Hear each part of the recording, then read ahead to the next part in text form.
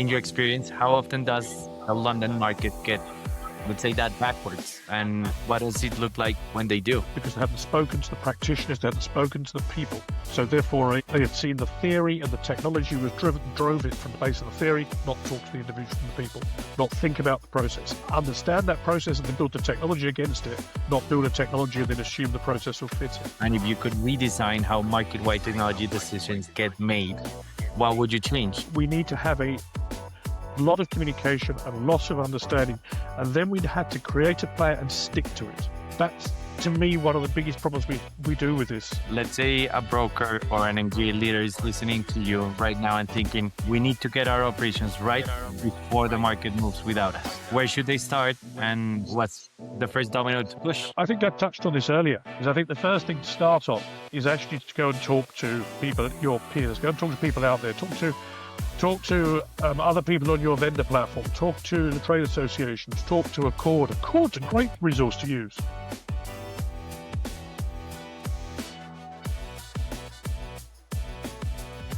Hi, everybody. Welcome to Inside Delegated Authority. Today's guest has spent nearly 40 years deep inside the London insurance and reinsurance market.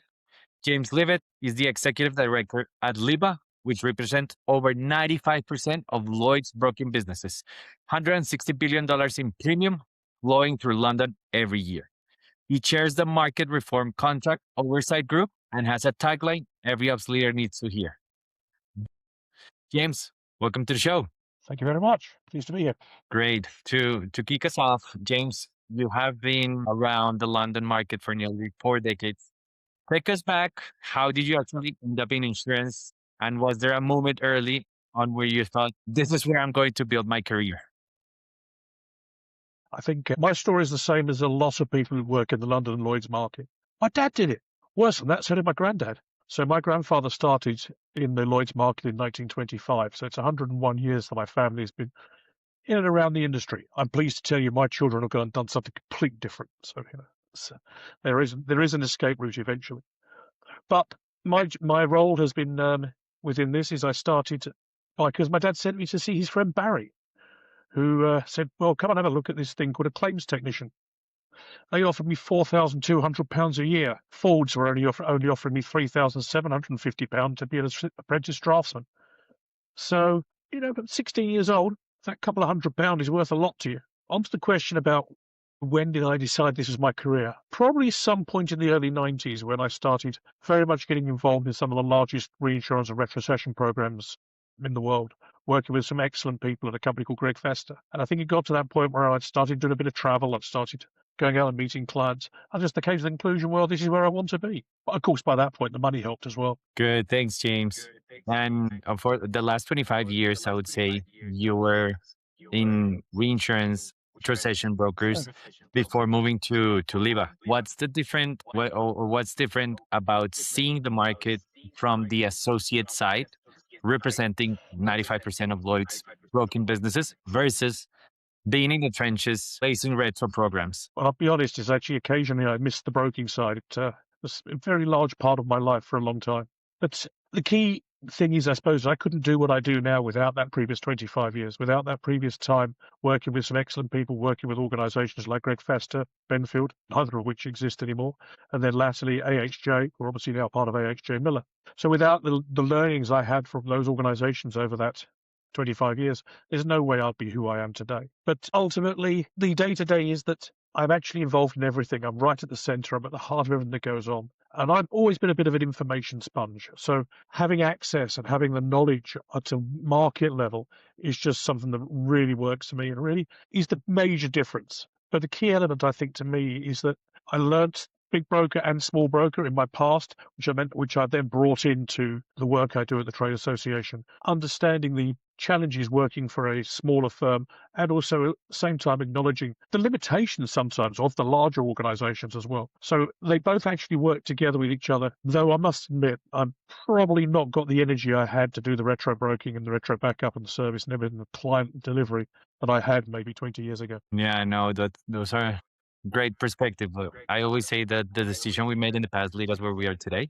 But to give additional context, James, for anyone listening who doesn't know LIIBA, we represent around 150 broker groups 300 trading brokers, and north of 116 billion in gross written premium. What does a typical week actually look like for you? And what are the problems landing on your desk right now? Well, I'll start off with the typical week and then I'll talk about some of the problems. So, having sort of semi-prepped for this question, I did actually have a look at my diary for tomorrow, which strange enough, is actually a remarkably good example. So, and it just gives you an idea of the wide and varied role we have. So, first thing in the morning, kick off with our daily team meeting. And that, of course, immediately clashes with one of the market board meetings or market program board meetings that actually is in charge of overseeing and running part of the market infrastructure. Followed up, I'm then meeting, we're looking at an office move potentially soon, so I'm meeting some estate agents shortly after that, followed by chairing our operations committee. Then I'm meeting a broker to discuss some of the problems and hassles and issues he's got with some of the servicing that's going on in the market that they're struggling with, and also how they can expand their own business. I'm pleased to say that one's over lunch, so it should be slightly more pleasurable. And then I'm off to the House of Lords to talk about insurtech. So if that doesn't give you an idea of the variety of my day, in as much as I'm literally starting having a chat with my team and finishing it up, in Westminster, it's going to be an intriguing day. But that's a good example of what we do. But the flip side of that is, on a day-to-day basis, what do I spend most of my time doing? Well, I suppose a lot of it is the fixing the problems, it's addressing issues, it's talking to brokers about the challenges they have, be that process queries, be that something as simple as the Blueprint 2. That's not the last time I'll mention that particular operation during this conversation, I'm sure. But people are looking at Blueprint 2 and what's next and answering those questions. So it's a wide and varied role, and that's what makes it such fun, to be honest. Yeah, but Blueprint 2, I would say, is a big thing. We'll get to that shortly. And what are the, let's say, top three recurrent problems that brokers come to you saying, hey, I need help with this. I'm struggling with that. So yeah, some of it is the actual delights of working with central services and and that sort of thing. The central services themselves tend to operate in maybe not as intuitive manner as they could do, and because our friends at Velenetic, they are doing tens of thousands of transactions every day. So one or two will always fall down. So very often my role is to pick up the phone and speak to one of my friends and colleagues at Velenetic who can unblock those problems. One of the other things I get a lot of, particularly at the moment, is around what to do next. Where do I invest? Who do I speak to on technology? What else is there? There's, I suppose, we're going to be talking about regulation, how regulation is changing. So some of the operational resilience rules and regulations shifting and moving. And at the moment, of course, there's lots of conversations around sanctions and what's happening within the Middle East and that sort of thing. So it's a wide and varied role. And at the moment, the primary is what do I do now?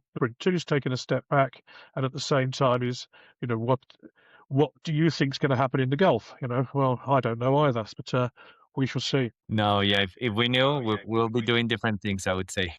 Oh yeah, oh yeah. If I knew, I wouldn't be doing this for a living. Exactly. But something that stuck with me is your tagline: business process must drive technology, not technology driving business processes. In your experience, how often does the London market get, let's say, that backwards? And what does it look like when they do? It happens far too often. But part and parcel is the technologists huddle in a room, they think they understand the problem, create a solution, and then deliver it back to the market or deliver it back to the practitioners.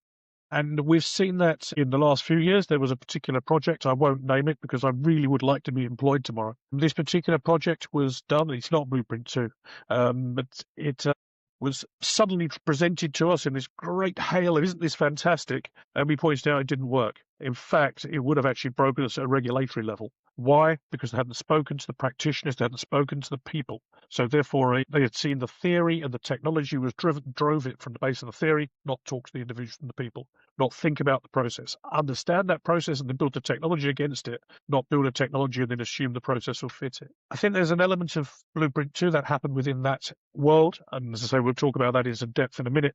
But I think part and parcel of that, they didn't invest their time wisely enough talking to market participants, the people that actually do the job. People have rolled their sleeves up and got involved, and they're down there in the trenches doing it.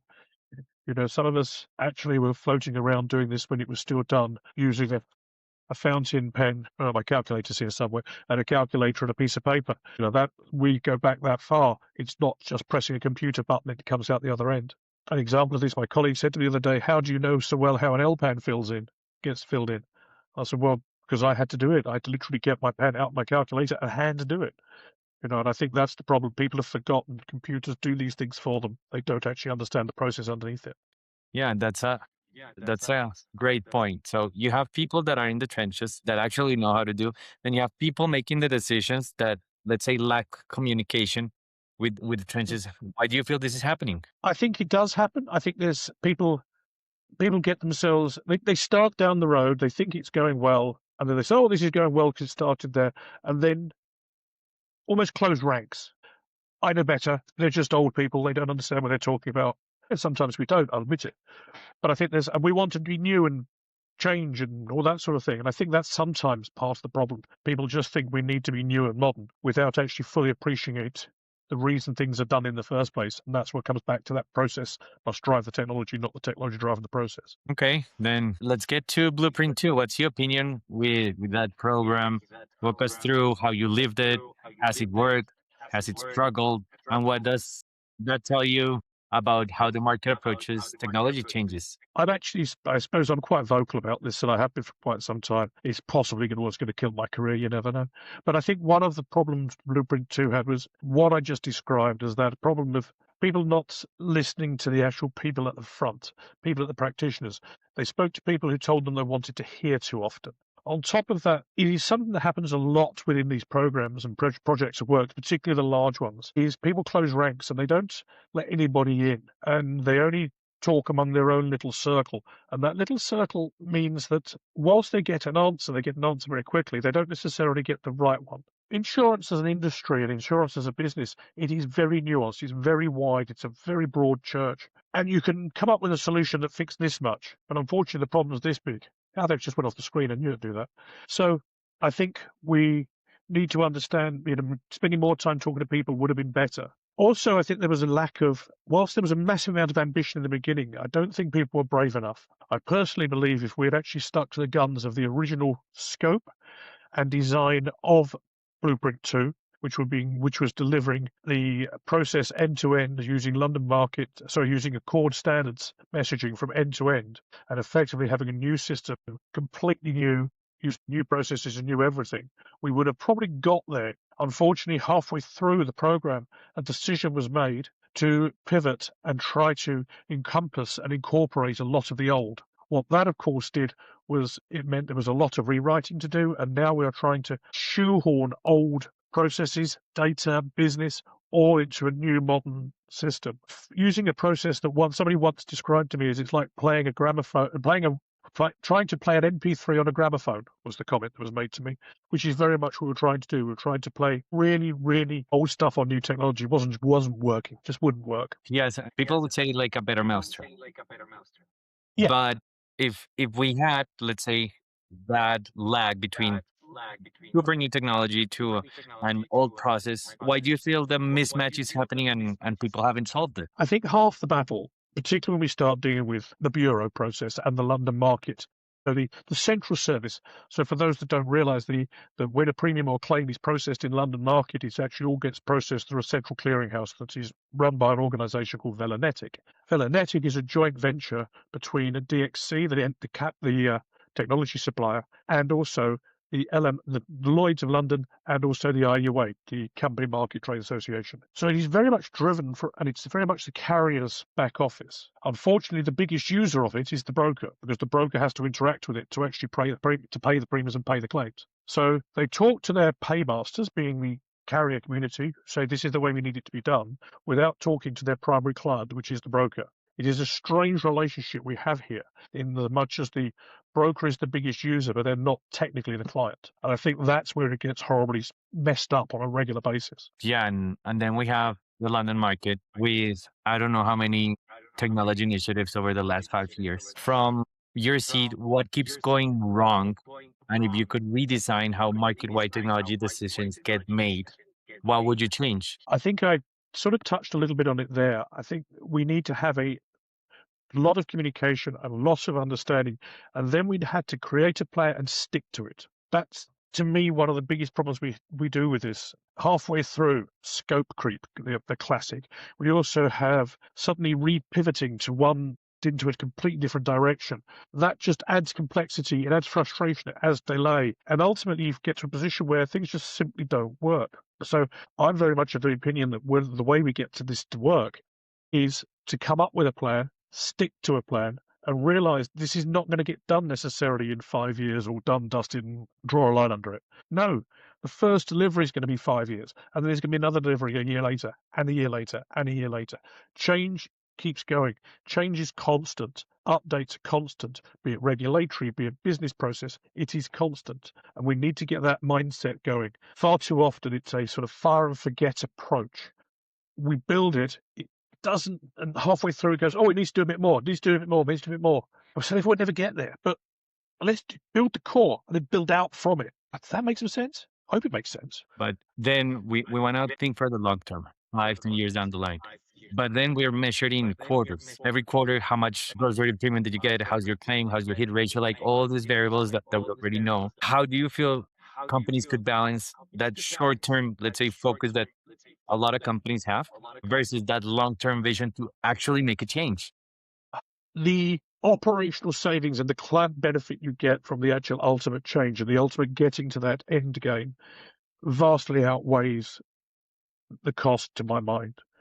This is a fast moving market. It is changing and evolving. We're constantly seeing about people going to knock on the door and challenge us and change us. If we do not engage on this, then one of these days a Google or an Amazon or some other large disruptor is actually going to crack the formula. They're going to come in and beat us. So we need to get this sorted. And part of that, and so there's an element to the fact you can't afford not to do this, let alone why how much is it going to cost me. But yet we have success stories, I would say, things that actually worked.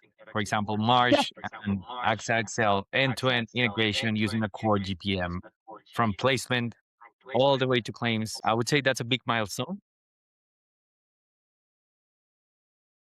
Thing is, one of the things with that Marsh AxaXL deal is actually it is a brilliant success. And the team at Marsh and the team at AxaXL, what they've done has been excellent.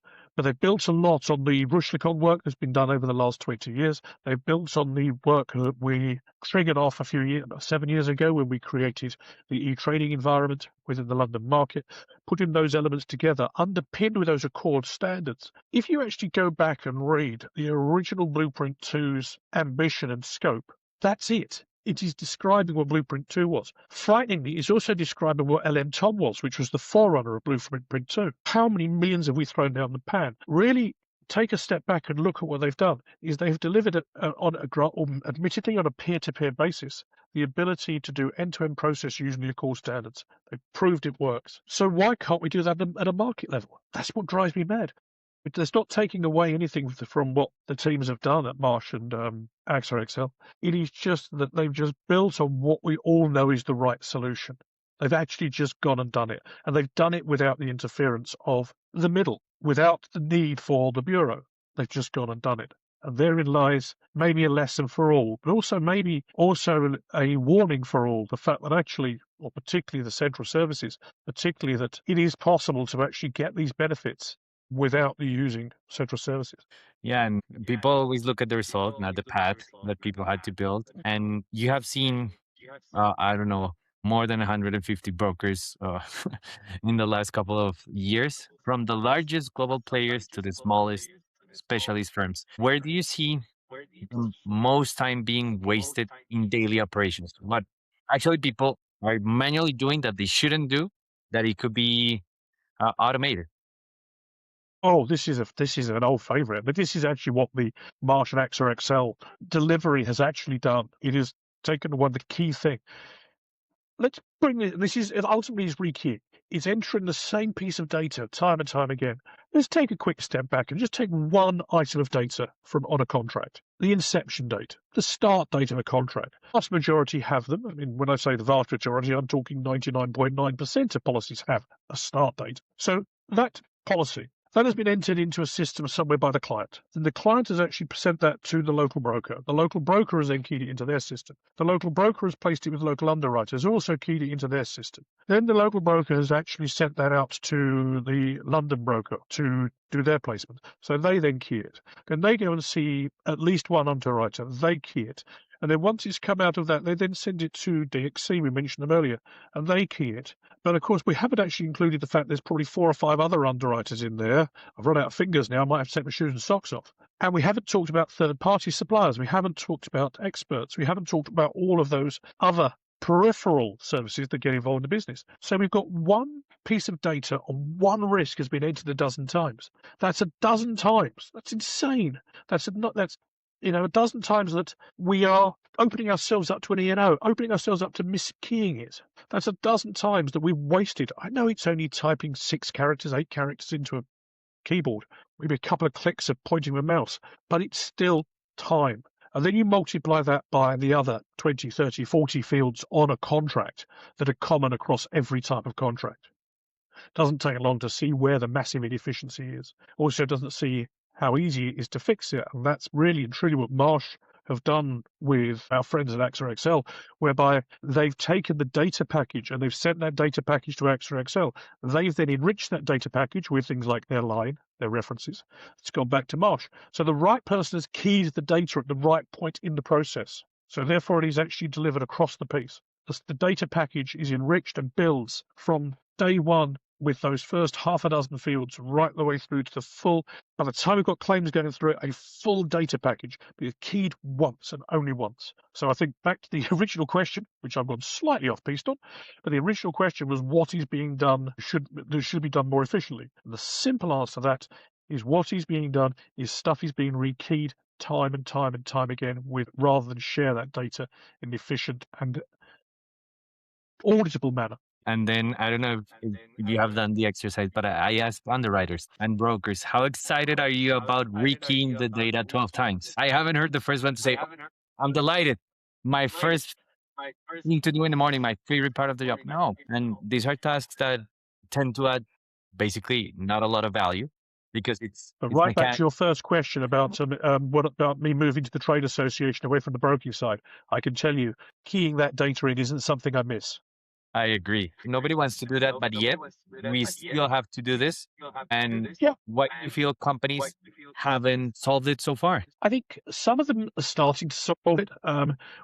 7 years ago, we created the PPL program, which created the Placing Platform Limited company and gave us e-trading in the London market. It's e-binding, really, but it's e-trading in the London market. That has turned into a competitive environment with Whitespace and Ebix also coming to join the party. What they have is they have the data. So that actually data is now some brokers are already integrating with their back office systems so that the data only gets integrated or gets keyed in once. Underwriters are doing the same in their end. So it's starting to help. The problem we then get is at the point of closing the placement and starting the accounting process, there's a break in the chain.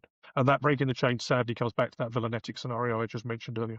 And ultimately, the broker then has this situation where they've got all this information in a nice, consumable, Accord standard XML JSON type message that they could transmit down the pipe, but instead they have to create an LPAN, which is effectively a pre-printed form. These days, the computer does it for you and it comes out as a PDF, but if there was a time you literally went to the local stationers and purchased a ream of them, and that process hasn't changed in 40 years. Yeah, and then you have intake. I would say all these tools, PPL, Whitespace, Bearscon, they work if intake is correct. And intake comes from rekeying, I would say. And when you see, I don't know, an MGA, a Lloyd Syndicate, a broker trying to modernize their, let's say, submission intake workflow, what actually matters when choosing a tool, software, transformation, platform, name it the way you want it. What do most people get wrong when choosing this type of platforms and not doing it the best way? I think a lot of people make the mistake of just grabbing the first one that knocked on their door. I'm going to use the e-trading platforms, just not because I'm advertising them at all already, but there's 3 of them, and they all 3 have, because that therefore it makes it slightly easier to talk about, those 3 have different values and different value propositions. There is actually a slight change in the cost models of each of the 3, so that obviously has one of the advantages. The other one is one of them has a remarkably good contract builder, one of them has a very, very good data model, one of them has a very, very simple user interface, one of them has a very simplistic model and the way it works. So it doesn't necessarily mean that that's going to be the right one for your business. So my view on all of this is go away, look at it, work out which one is the right one for you, because that may, whilst for the sake of argument, PPL knocked on your door, that might not be the best one for you.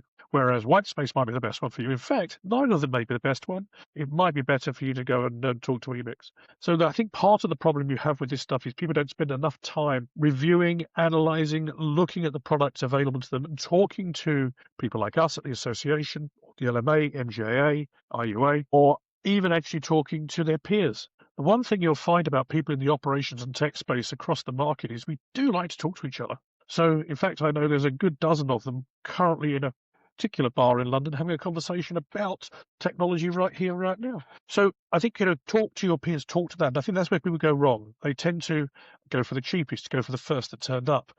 It's rather than actually do a proper analysis. Less so with the larger firms, but more so with the smaller medium firms, which unfortunately those smaller firms is the vast majority of them.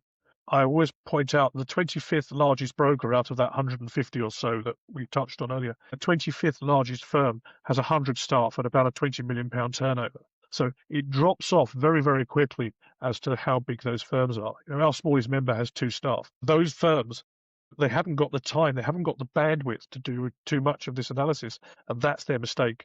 They should spend a little bit more time doing it, in my personal opinion. Or, as I say, come and knock on my door and I'll give them some advice. And then we have peer trust, i.e., because when you see MGAs, most of them were created by former people at these large organizations, the Munich Re's, the Swiss Re's of the world.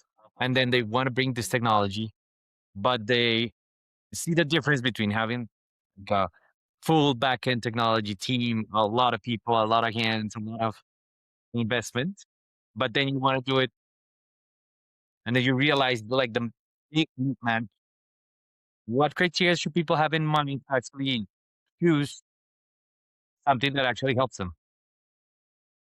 I think this is the thing is I still go back and talk to people, work out what do you actually really want. Do you actually what's your burning problem? Is your burning problem the back end? Is it accounting and settlements? Is it placing? Where is your failing? At the end of the day, you need to do everything. But actually, if you can pick a piece that works for you and gives you immediate operational benefit, and I can't tell you what that is because it depends on your whole book of business and your outlook, but actually work out the end to end and what you need to do, and then take a step back and say, where will I get best business benefit? If you look at, we talked earlier about the Marsh AxaXL deal, that's that. Other brokers are looking at the same business end-to-end process, but they've started at post-bind submission, or basically sign down stage. We've got others who have started at the premium submission stage. We've got others who have started at quote. We've got others who have started at placing. So the whole point being the fact that the reason they started there is they can grind the most benefit in that window out of the whole process. And once I've ground that benefit, I can bolt that on, and then I can bolt that on. Trying to do this and you will fail. Work out this because you need to, but then do that and then do what you need to on the other side. And then we have the new wave. Everybody's saying AI is being oversold, much like blockchain a couple of years ago. Do you agree with that? And if so, but specifically, are people actually getting wrong? Where does AI legitimately has value and has helped companies? I think AI, I mean, it's not quite as bad as blockchain, in my opinion. Blockchain, I did get to the point whenever anybody said blockchain, I got up and walked out of the meeting. It got that bad. AI, I think people are starting to realize it's not the silver bullet. I think there's very much a market, very much a review of it. I was talking to one eminent CIO recently who has actually stopped talking about AI and just starts talking about outcomes, which is probably the correct way of doing it. AI is an interesting toolkit, but it is that. It's a toolkit. AI doesn't have an imagination. AI can't invent you a new product. It has great value. It can do lots of things. We use it at LIIBA to create our transcripts for our meetings and things like that. As do many people across the market. It's a wonderful tool, but that's it. It's a tool. We've been working with EY in the last year or two around AI and how the next digital marketplace will exist. What does tomorrow's digital marketplace look like? How will AI impact it? So I'm not going to steal the thunder of the report because I've only seen the first summaries of it. But But it is going to be an interesting document that comes out. But one thing that is abundantly clear that's come from the interviews we've done with people across the market, primarily those people with much more career in front of them than I have, but lots of people who are in the market have got right at the beginning of their career. We've asked them, we've asked board members of LIIBA, so that's the CEOs of the large brokers and small brokers. We've all asked across the piece. And what we've seen very much with them is they all resonate with the same comment, which is AI and its technologies. It is there to support the human, not replace the human. The human must remain at the center of the decision-making process and how things are done. And then we have insurance and reinsurance, I would say, one of the most conservative industries that doesn't want to, let's say, be an early adopter in technology. They're more of a wait and see kind of industry. And then I start hearing my data is too messy for basically any new technology. So I'm going to stick with my current process. You've seen that, let's say, data quality across the entire London market is actually true, or is it more of an excuse to avoid change, to implement new technologies? I think it's a bit of both. I think in some cases, yes, it is just a great way of kicking the can down the road. I think in some cases, there's a level of truth. If you take firms like, use Aon as an example, because if you think of the number of firms that Aon have taken over since their inception in the mid 90s, Aon, they've taken on so many firms, they've grown exponentially in that period of time. So you think how much legacy data they've got from different sources and different data sets in different ways. But the fact they've actually managed to make it work tells you something. And one of the key things it tells you is that this is possible. It is possible to actually sort that out. Because one thing we tend to forget is the bulk of our business is short tail. So therefore, it is that it's only 12-month policies, 18-month policies. The claims are done and dusted within 4 or 5 years. So when it comes to data cleanup and migration, that actually it's a far smaller job than you necessarily think from day one. I mean, many of us have done, and I have done at least a couple of times, have done big system change, replacing back office systems. When you've done those, you realize you only need to transfer 20% of your entire data. The other 80%, you can go and pull it back if you ever need it. You stick it in the data warehouse and just pull it back if you need it. But the chances are you'll only need a few of them over a year. And investing in that time then is probably better suited than try to spend years and years and years trying to clean up all your data. But I'm also starting to see the rise of, I've got a new job role, somebody said to me the other day, called themselves a data janitor, which is a new one on me. But there are technologies out there are people out there that actually they are now starting to specialize in data cleanup, which it can be done. So yes, I think it is something that can be done, but I think a lot of people do tend to use it as a good excuse to, as I kick that can down the road.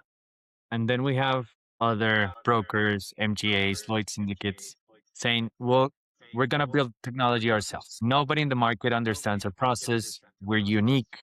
We are willing to share that intel. You have seen this multiple times across your career. How does that actually end? I think there's two. You tend to go through fashion. There is the buy not build and then build not buy fashion. That tends to happen every now and again. But let's park that one. I mean, I worked in one broking house which actually did it very, very well, and they also did it very, very badly. The one they did very, very badly it very much went along what we said earlier, which is the about biting off too much more than you can chew, not talking to the right people at the right time, and all of those wonderful things. They spent millions and millions and millions on it, and it really was a total disaster. Whereas the other one, they very much got the business involved. They actually got the business involved right there, right then. They helped he adapted and moved the system as they went, and they also set up a whole department that invested in the system and knew the fact that it was going to constantly evolve. So that is both, by the way, that is the same company, and they are using that second system still to this day. In fact, from what I understand, they're looking to expand it. And that's because they listened to the people, they listened to the market, they listened to the business, and they listened to looked at what the horizon scanning, looked at what the challenges are in the future. So it can be done, but particularly if you're a smaller firm, it probably shouldn't be done because it's a very, very expensive way of doing things. Not maybe so much up front, but definitely for the maintenance and keeping it up to date and development ongoing. When you do it as part of a user community, you have the advantage of shared cost, shared development, which obviously you can keep it in control. The other thing you have is you have shared ideas. Now, when you're a huge firm, shared ideas is easy because you've got 10,000 employees. When you've got 20, it's subtly different. So actually being part of a user community actually has, just because they've come up with it means they can. When I was at one of my firms, I had resource to actually do the idea planning. One of the other users had lots of budget. So we just compared notes and between us, we used to get stuff done. So it's different ways of different doing it. But if you are going to build your own, Yeah. where Where would you draw the line between an insurance company implementing technology versus an insurance company becoming a technology company? so many of them have said, "Oh, I'm going to build this and sell it," but of course, it's been built so bespoke that nobody else wants it.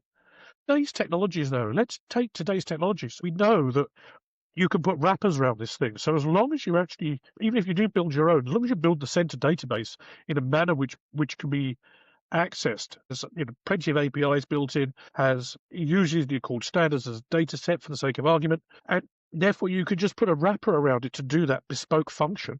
You don't necessarily need to build a whole system to do a bespoke function. I mean, you're sitting there with all your kit around you. I mean, I've got Samsung, I've got Microsoft, I've got Soundcore, I've got Verbatim. I've got multiple pieces of kits all plugged into my machines over here. They all work together. Well, sometimes. We did discover the camera didn't want to work earlier. Yeah, no, that's totally fair. And when you're talking to brokers and underwriters in the London market, what are the most common questions they're having right now about AI? Is it curiosity? Where is it fear and doubt? I think it's a bit of everything. And look, I talk to underwriters, and underwriters are looking at underwriter workbench. They're going to doing business triage, they're at claims triage. So lots of people are looking at tools to actually assist in that space. But at the same time, some of those other underwriters who are slightly more fearful from the point of view of they're looking at the the algorithmic underwriting, lead follow, and other mechanisms like that that actually take away part of their job. Arguably, they worry the fact this may actually replace them in certain areas. Interestingly, talking to some of those brokers who have thought this through as well, some of their fears are slightly the mirror image of it. Their worry is actually the underwriters aren't there anymore, and it is actually talking to a machine all the time. And you can't negotiate with a machine in the same way as you can a person. And that would therefore mean that I cannot do as good a job for my client as I currently do.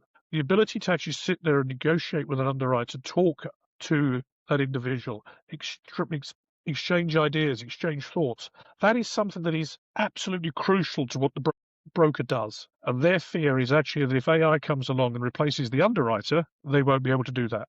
And therefore, they will not be able to provide a better service for their client. Do you feel that is going to actually happen?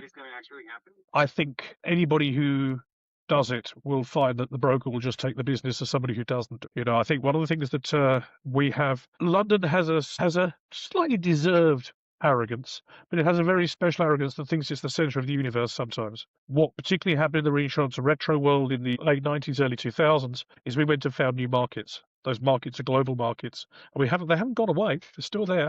And brokers will always find the best deal for their client, regardless of what it is. Yeah, I agree. And let's say you could move fast forward 5 years from now. What do you feel is going to separate brokers and MGAs that have thrived from the ones that got left behind? What do the winners do differently? I think the winners are the ones who embrace change. They're going to be the ones that embrace technology. I think they are the ones that change is going to happen. Technology is going to things are going to move. I mean, when I started, but I remember, I'm that old. I remember when PCs got rolled out onto people's desks. Yeah, that's that old. Machines running Windows for Workgroups 3.1. Oh, Excel version 4.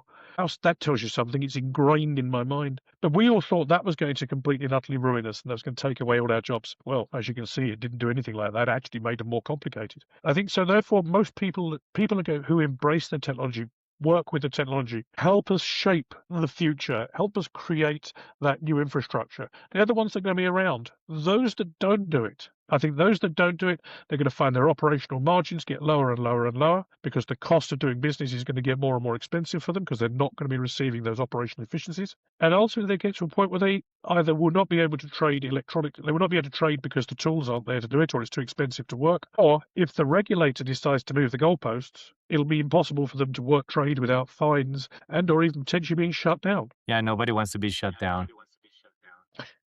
I mean, it has happened. There was a broker who didn't keep their technology up to date, and ultimately the level of the fines and the level of cost for them to bring themselves up to speed was not possible for them to carry on trading. Yeah, no, that's a shame.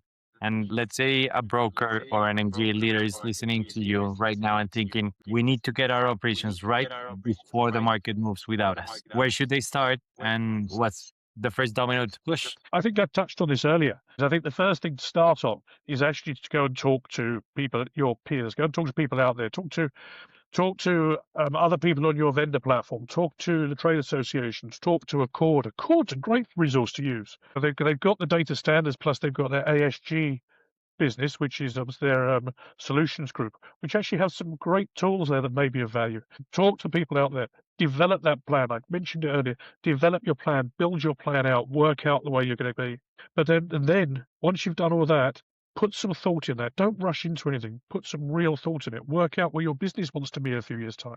And then once you've got that, only then pull the trigger on what you want to do. I can't tell you what it is, but I would say the first thing to do is communicate. Talk to people internally, talk to people externally.